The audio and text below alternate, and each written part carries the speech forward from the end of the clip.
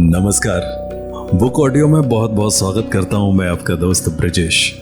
और दोस्तों, आज मैं लेकर के हाजिर हूं परशुराम शर्मा का रहस्य और रोमांच से भरपूर उपन्यास खून का बदला खून। चलिए बढ़ते हैं कहानी में आगे की ओर। वहां से मुझे चाचा की जायदाद से बड़ी दौलत मिलने वाली है। उसके बाद मैं दोबारा प्लास्टिक सर्जरी करवाते ही पुनः सुंदर जिस्म पालूंगा।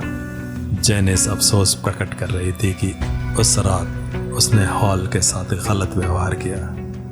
अब वो वहीं मेरे लौट आने की प्रतीक्षा कर रही थी। कभी मैं सोचता कि किसी दिन जेनिस ने मुझे शिकागो में देख लिया तो गो टू हेल। और अगले सप्ताह शनिवार की शाम नेटा बिना किसी सूचना के मेरे कमरे में दाखिल हुई। फार्म में अंधेरी रात का साम्राज्य फैल चुका था। उसके नेत्रों में चमक थी और होठों पर विजयपूर्ण मुस्कान।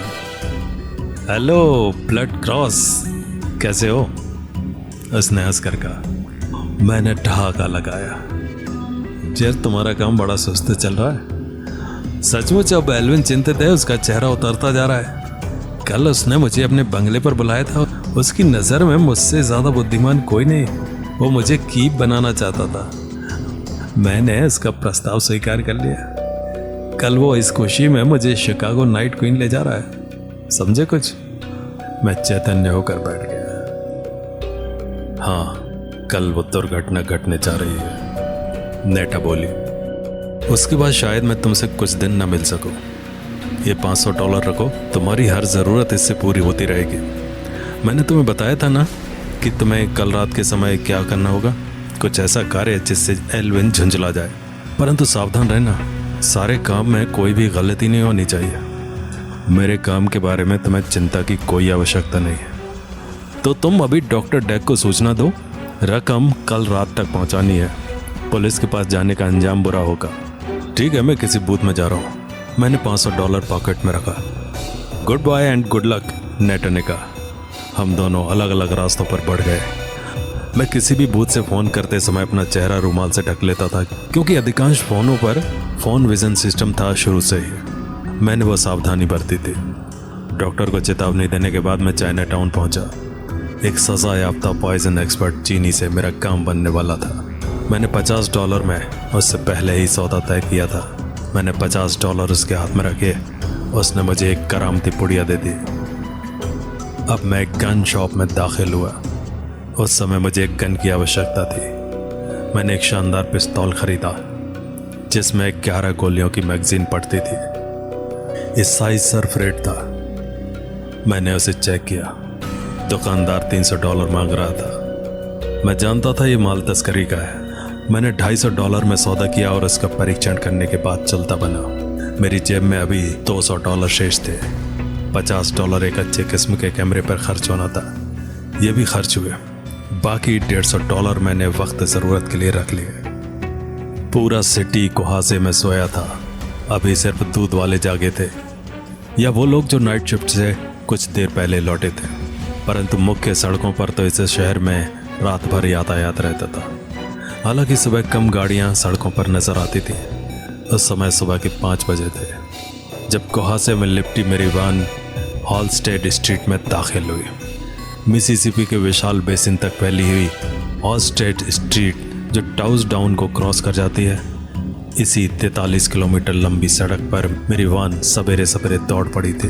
उस समय मुझे स्ट्रीट की छोटी छोटी गुमरियों में वो छोट-मोट जिप्सी इंडियन नजर आए जो सवेरे सवेरे ही दुकान खोलने की तैयारी करने लगे थे। इनमें कुछ फुटपाथों पर दुकानें लगाए रहते थे। मैं सोच रहा था यही वो इंडियन है जो इस शहर के मूल निवासी थे, जिन्होंने इस शहर को नाम दिया शिकागो, अर्थात शक्तिशाली। आज ये लोग अपना भविष्य बनाने के बजाय दूसरों का भविष्य बनाते नजर आते थे। जहाँ तक इस विशाल स्ट्रीट का सवाल था, इसे इंटरनेशनल स्ट्रीट कहा जाता था। इसी सड़क पर दुनिया भर की अनेक जातियां नजर आती थी और उनकी भाषाएं सुनने को मिलती थी। इस स्ट्रीट के 5वें एवेन्यू पर डॉक्टर टैक भी रहता था, जिसके लिए मेरी सारी इंसानियत छूट चुकी थी, जिसके लिए मैं इतना क्रूर बन गया था। मेरी वान एक दीवार से सटकर रुक गई। फिर मैं धीरे धीरे चलता हुआ एक स्थान पर ठहर गया। मैंने एक सिगरेट सुलगाया अपने ओवरकोट को ठीक किया। बेल्ट को इतना झुका लिया कि संयोग से यदि कोई मुझे देख भी लेता तो पहचान न सके। कुछ मिनट बीते होंगे, सहसा सिगरेट जूतों के नीचे कुचल कर फेंक देनी पड़ी। दूध वाला अभी अभी इस छोटे से बंगले में दाखिल हुआ था। वो बाहर निकला और मैं सावधानी से अंदर पहुंचा, फिर तेज तेज चलता हुआ उस स्थान पर पहुंचा जहां उसने दूध रखा था। इससे पहले कि आया जाग कर बाहर आती दूध की बोतलें उठाती, मैं उन बोतलों को ओवरकोट के अंदर कर चुका था और उनके स्थान पर दूसरी रख चुका था। अब मैं तीव्रता के साथ दाएं बाएं देखते हुए बाहर निकल आया। किसी ने मुझे नहीं देखा था। वापस आकर मैं अपनी वैन में बैठ गया। मैं अपनी घड़ी में समय देखने लगा। कल्पना करने लगा अब आया ने दूध की बोतलें उठा ली होगी। सुबह हो चुकी है। उसने दरवाज़ा बंद नहीं किया होगा, क्योंकि डॉक्टर टैक और मिसेस टैक सुबह की कॉफ़ी लेने के बाद टहलने निकलते हैं। वो कॉफ़ी बनाने लगी हो गई। दोनों दूध की कॉफ़ी पीते हैं। बच्चा दूध लेता है। स्वयं आया भी सुबह का नाश्ता लेगी। फिर 15 मिनट के अंदर सब गहरी नींद में सो जाएंगे। उनका सिर भारी होने लगेगा। वो उठ नहीं पाएंगे। जिस प्रकार बैठे होंगे उसी प्रकार सो जाएंगे। मैंने वैन की साइडों से चिपका हुआ काला कपड़ा हटाया। फिर वैन पर दोनों साइडों में मॉडर्न ब्रेड का पेंटेड पोस्टर नजर आने लगा। ये वैन ब्रेड कंपनी की थी। मैंने देखा सब ठीक ठाक है। जब से मैं यहाँ आया था दूध वाले की गाड़ी के अलावा कोई गाड़ी यहाँ से नहीं गुजरी थी। मैं घड़ी में समय देखता रहा। आधा घंटा बीत गया था।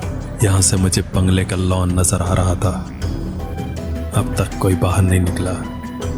10 मिनट और सरक गए। इसका मतलब काम हो गया है। मेरी वैन स्टार्ट हुई और बिना हिचक में गेट पार करता हुआ बंगले में दाखिल हो गया। मैंने बरामदे के साथ वैन सटा दी। बंगले में एकदम सन्नाटा था।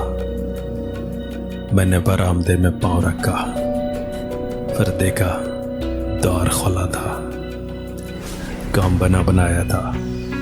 मैंने बैल बजाना बेकार समझा और द्वार खोलकर सीधे अंदर दाखिल हो गया। मुझे अंदर के कमरे का ज्ञान नहीं था, इसलिए एक एक कमरा देखता हुआ आगे बढ़ रहा था। देर नहीं करनी थी। आखिर एक कमरे में डॉक्टर टैग, मिसेस टैग ऊपर नीचे पड़े नजर आए। काम हो चुका था। उसी से जुड़ा था छोटा कमरा। मैं इसमें दाखिल हो गया। डॉक्टर टैग का लड़का सोया पड़ा था। बिस्तर पर ही आधा दूध गिरा हुआ था। जब मैंने इसे छुआ तो मेरे हाथ कांप रहे थे। फिर मैंने उसे उठा लिया।